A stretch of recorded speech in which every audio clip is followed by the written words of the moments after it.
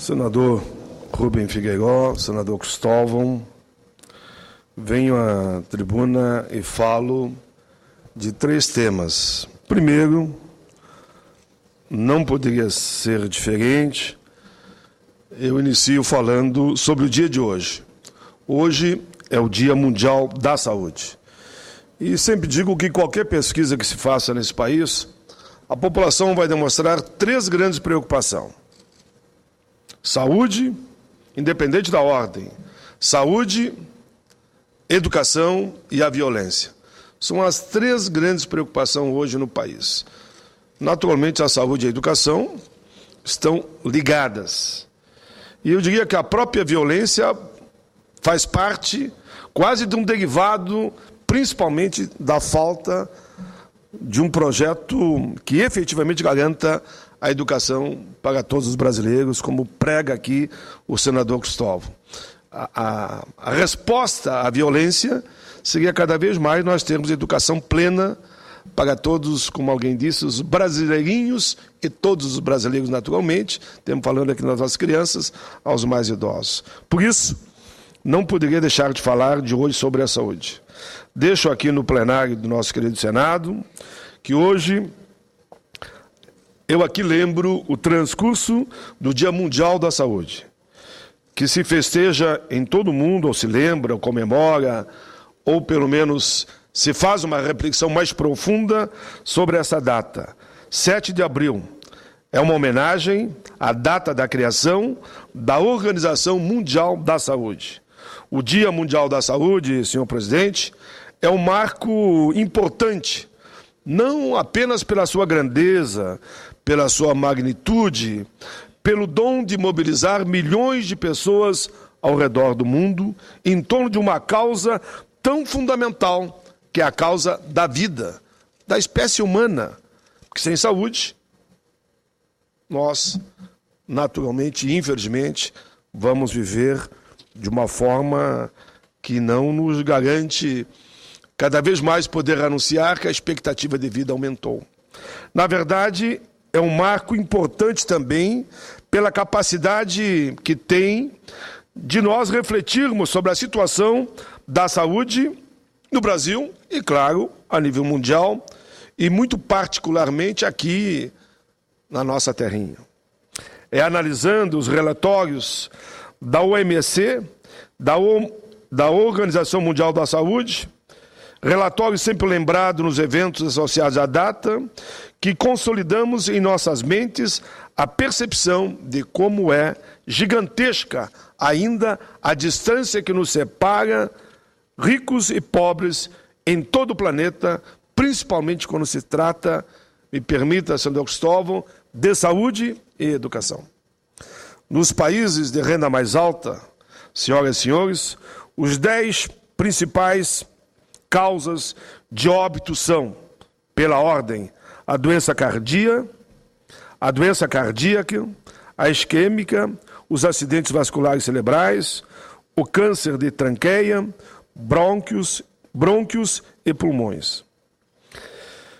Temos ainda outras questões, infecções de trato respiratório inferior, doença pulmonar, obstrutiva crônica, câncer de cólon e de reto, diabetes, doenças cardíacas, hipertensiva, câncer de mama, entre tantos.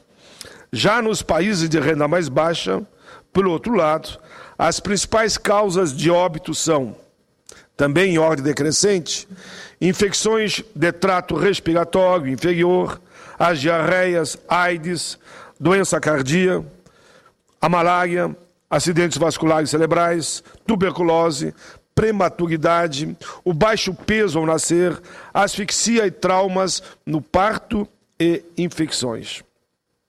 Ou seja, enquanto nos países mais ricos as pessoas morrem de doenças que poderiam chamar, entre aspas, de próprias de um mundo civilizado, nos países mais pobres, pelo menos 8 das 10 causas mais comuns de morte são associadas diretamente a fatores, olhem bem o que dizem as estatísticas, a fatores sanitários e ambientais. A falta de investimento em fatores sanitários e ambientais. As pessoas morrem, como aqui foi dito, na escala do maior para o menor, por diarreia, AIDS, malária, tuberculose. Crianças morrem em decorrência de prematuridade ou baixo peso ao nascer, ou seja, nascem subnutrido. De asfixia e traumas, trauma de parto ou de infecções generalizadas. Por isso, é importante, volto a insistir, que a gente aproveite esse dia para refletir sobre esse tema.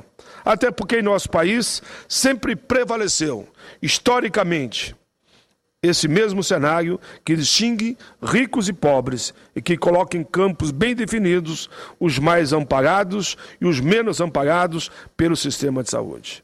Muitas vezes, ou quase sempre, dentro da mesma região, do mesmo estado e do mesmo município. É claro, meus amigos e minhas amigas, que uma reflexão sobre a situação da saúde em nosso país passa necessariamente pela análise dos desafios enfrentados pelo setor e, o mais importante ainda, por um levantamento do que já fizemos, do que deixamos de fazer e do que precisamos fazer para que todos os brasileiros e brasileiras tenham acesso a um sistema de saúde eficaz, digno, confiável. Nossa Constituição, sempre é bom lembrar, foi sábia ao assegurar como direitos sociais de todos os brasileiros e brasileiras, veja bem, de todos os brasileiros e brasileiras, a educação e a saúde, a alimentação, o trabalho, a moradia, o lazer, a segurança, a previdência, a proteção da maternidade e a infância e a assistência aos desamparados. E nós estávamos lá, senador Rubens, como constituintes. Não por coincidência, a saúde foi um dos primeiros direitos alencados, junto ali com a educação, pelos constituintes, e muito me orgulho de dizer que nós estávamos lá. O problema, porém, é que durante muito tempo não conseguimos dar ao setor a prioridade devida. Nossas políticas voltadas à saúde, infelizmente, patinaram, forjando uma situação extremamente difícil de ser revertida, mas acredito sim que vamos mudar esse quadro. Menos mal, senhoras e senhores, que ao longo dos últimos 10 anos, e não dá para negar o que fizemos antes dos 10 anos também, os nossos governantes vêm dando uma atenção maior ao setor, eu diria, nas últimas 2 décadas. O que já nos permite identificar alguns avanços que, se não deixam a questão plenamente resolvida, sinalizam que os nossos governantes estão, de fato, apontando para um caminho de mais investimento em saúde e, afirmo aqui, também na educação. Dados da Organização Mundial da Saúde informam, por exemplo, que no ano de 2000, o governo federal já tinha avançado para 4,1%. 10 anos depois, avançamos mais, já estamos em 5,9%. Se olharmos não para os percentuais do orçamento, mas para os recursos efetivamente investidos, iremos constatar que os números são ainda mais impressionantes. Se no ano de 2000 o governo gastou em média $107 com a saúde de cada brasileiro, em 2009 esse valor se aproxima de $320. Isso quer dizer que os nossos governantes estão olhando com carinho essa questão. Acreditamos nós que cada década nós teremos condição de triplicar os investimentos nessa área. Como não poderia deixar de ser, esse maior aporte do recurso vai traduzir-se em benefícios para a população. Benefícios que foram devidamente destacados pelo senador Humberto Costa recentemente aqui, num belo pronunciamento que fez, mostrando os investimentos na saúde nos últimos 20 anos. Seria cansativo, senhor presidente, repisar somente dados que aqui já foram colocados por outros senadores. Mas queremos, mais uma vez, dizer, é fundamental que a gente invista muito na saúde. Saúde é vida. A expectativa do povo brasileiro, que há décadas atrás ficava, digamos, em torno de 60 anos, depois passamos para 70 anos, hoje ela está em 75 anos.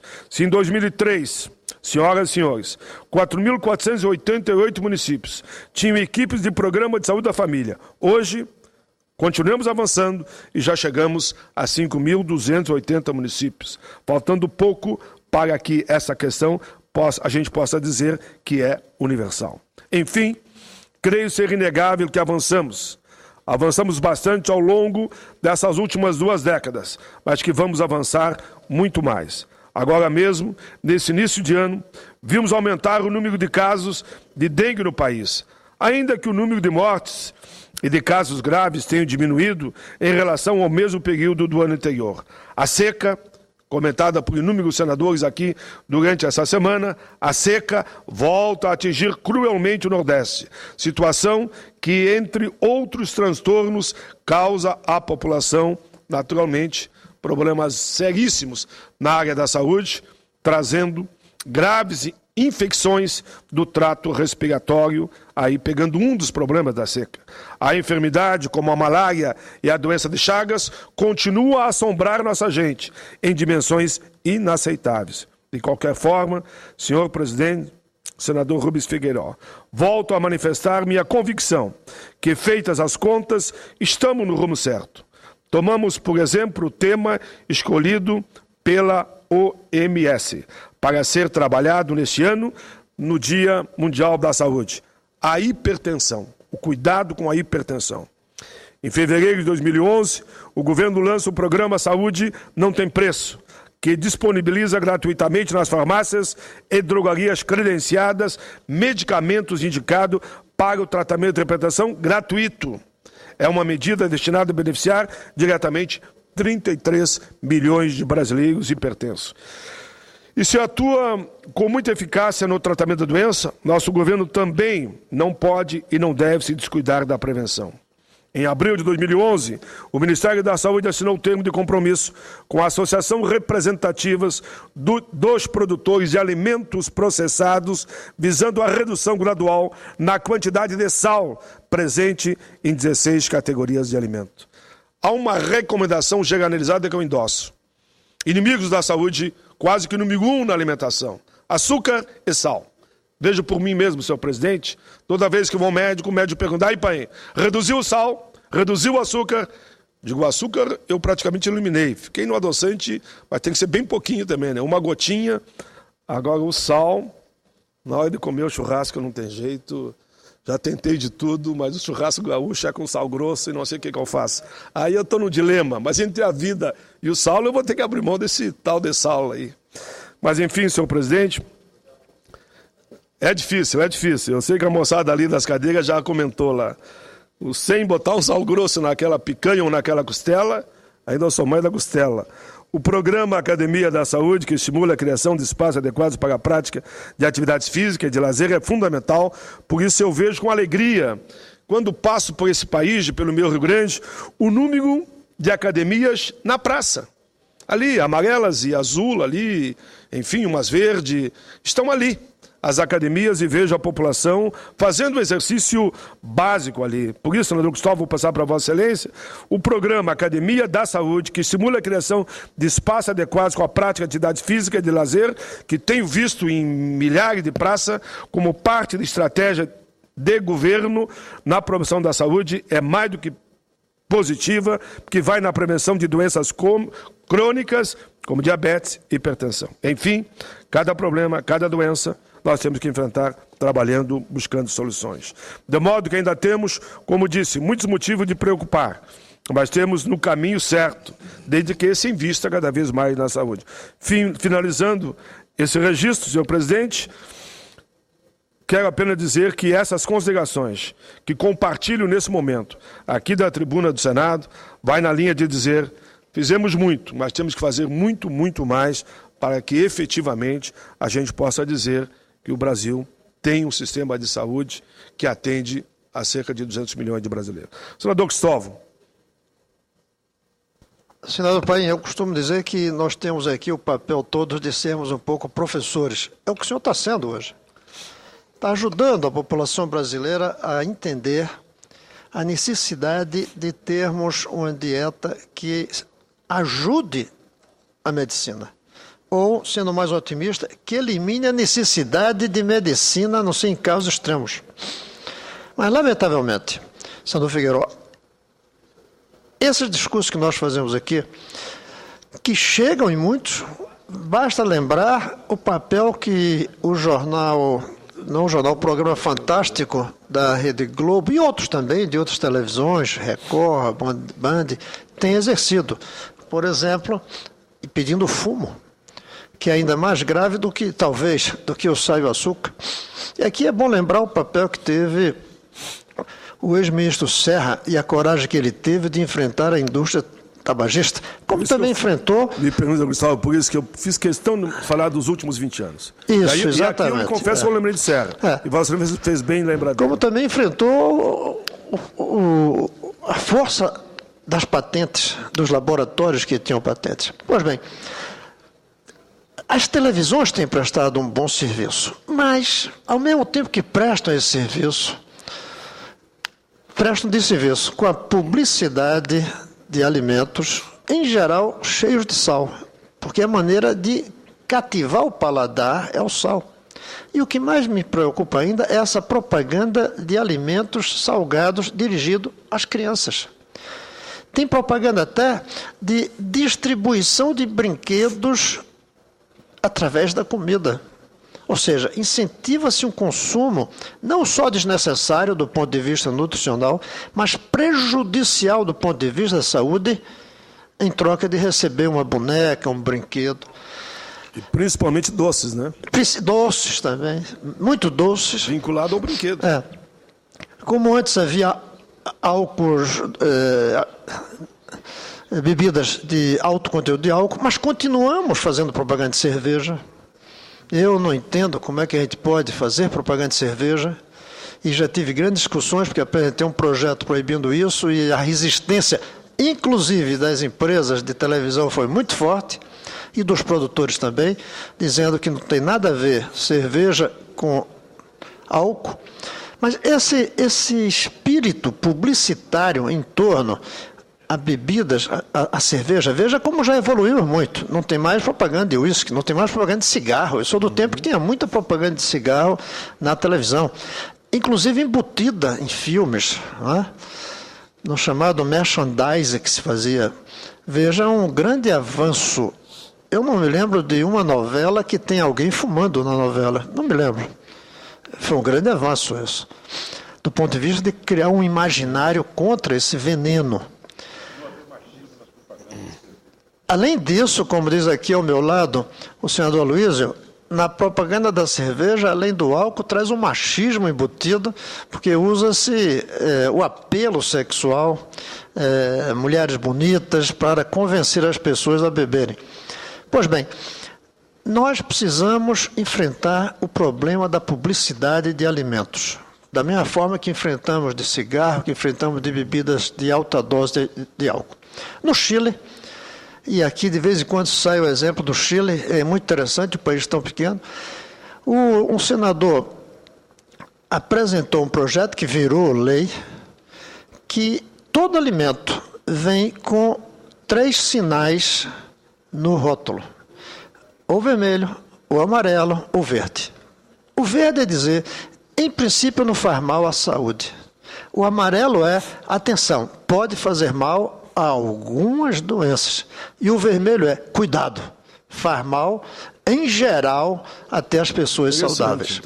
Porque lê aquele senador, lê o conteúdo, a gente não entende nada. Nem a gente sabe fazer a correlação entre o conteúdo da doença, o conteúdo do remédio e as características da doença. A gente não sabe fazer isso. Mas se tiver um sinal de trânsito para a sua saúde, aí muda tudo. Eu apresentei um projeto nesse sentido, que está caminhando aí por dentro, imitando o projeto chileno do senador Guido Girardi, que chegou até a ser presidente do Senado, da gente ter uma coisa como essa, para que as pessoas, quando cheguem no supermercado, já identifiquem: esse alimento aqui é verde, esse alimento aqui é amarelo, esse alimento aqui é vermelho. E ele que faça a opção se vai comprar ou não. E aí tem a opção, exatamente. Não estou propondo proibir a venda, eu estou propondo esclarecer as pessoas. Eu aproveito a sua fala, parabenizo por estar trazendo esse assunto aqui. a instrução que o senhor está passando, o alerta que está passando, e trago aqui essa discussão. Essa casa deveria ir mais longe do que o discurso do senador Paim numa sexta-feira de manhã e tomar medidas que possam informar ao consumidor. Eu nem disse regulamentar, nem disse punir, nem disse excluir. Informar o consumidor do que é que ele está consumindo e das consequências do consumo. Vejam que no cigarro a gente fez isso. Aquelas fotos horríveis que a gente vê das consequências do cigarro na saúde. Algumas até grosseiras, que até assustam. Quem quer, fuma. E eu perguntei um dia desse, num lugar que eu vi muito cigarro, se ainda vende cigarro. E eles vendem muito ainda. Muito bem. A pessoa está fumando consciente. Todos os riscos que tem. A gente precisa fazer algo parecido com a alimentação em geral e as bebidas em geral. Muito bem, senador Gustavo, incorporo na íntegra o seu pronunciamento. Eu pediria no máximo mais 5 minutos para o meu presidente e eu concluo aqui, porque é só 2 registros que eu vou comentar, que são temas que eu tenho tratado quase que diariamente. O primeiro registro, senhor presidente, e não farei a leitura, é só um comentário, eu quero mais uma vez insistir sobre a importância da Câmara dos Deputados votarem os projetos que nós votamos aqui. Quando vem um projeto da Câmara para cá, a gente vota de pronto. Está aí agora, fizemos um grande entendimento, vamos votar o Estatuto de Juventude, que para a Câmara foi tão debatido, vamos votar aqui. Votamos a PEC da doméstica, foi promulgada, e tantos outros projetos de suma importância, no meu entendimento, para o Legislativo, porque são iniciativas do Legislativo. Agora, eu queria também que a Câmara votasse, olhando um pouco para os aposentados. O Senado aprovou por unanimidade de fim de fator. A Câmara não vota. Está lá engavetado há 6 anos. O Senado votou por unanimidade uma reposição aos benefícios dos aposentados do regime geral da Previdência. A Câmara não vota, está lá há 6, 7 anos. O Senado votou uma política para os aposentados e pensionistas. Ora, o Senado votou a inflação mais PIB. Se a Câmara entende que é o rendimento da massa salarial, por exemplo, que a própria Previdência pode medir baseado na própria arrecadação que o governo faz do FGTS, que é um instrumento possível, pois bem, que faça substitutivo e mande para nós, mas que a gente resolva essa questão como resolvemos do salário mínimo. Pode ver que nós não temos mais debate sobre o salário mínimo. Por quê? Tivemos a iniciativa, e o Senado teve a iniciativa, fizemos aqui uma comissão, apresentamos a inflação mais PIB na época, inclusive queríamos inflação o dobro do PIB, mas num amplo acordo depois com Câmara e Centrais, inflação e PIB, resolvemos a questão do salário mínimo. Mas tem a questão dos aposentados que não está resolvida, e por isso, mais uma vez, eu deixo aqui esse meu pronunciamento para que a gente possa dizer que a Câmara também cumpriu o dever de casa. Se não é o fator, como o Senado aprovou, encaminhe um substitutivo para nós. Nós vamos olhar com carinho e vamos buscar uma solução. Se não é a inflação, mas o PIB como uma política de aposentados e ao crescimento da massa salarial do país, por exemplo, que seja, mas mande de volta para nós que nós vamos votar. Se é a recuperação das perdas que lá eu coloquei em 5 anos, bom, não é em 5 anos, é em 6, é em 7, nos mande para cá e nós vamos dialogar com o Executivo na busca de buscar uma solução. O que a Câmara não pode fazer é deixar de votar as matérias. Era esse o registro, senhor presidente, que eu queria fazer, e termino só dizendo que é com alegria que nesse domingo pela manhã eu estarei lá caminhando, lá no Rio de Janeiro, com os autistas, no grande mundo azul, no Leblon, e aqui fica o meu carinho a todos aqueles que me convidaram. Enfim, estaremos lá 9 horas da manhã caminhando no Leblon, na caminhada dos autistas, mediante o projeto que iniciativa do Senado, Câmara aprovou e a presidenta sancionou. Obrigado, presidente.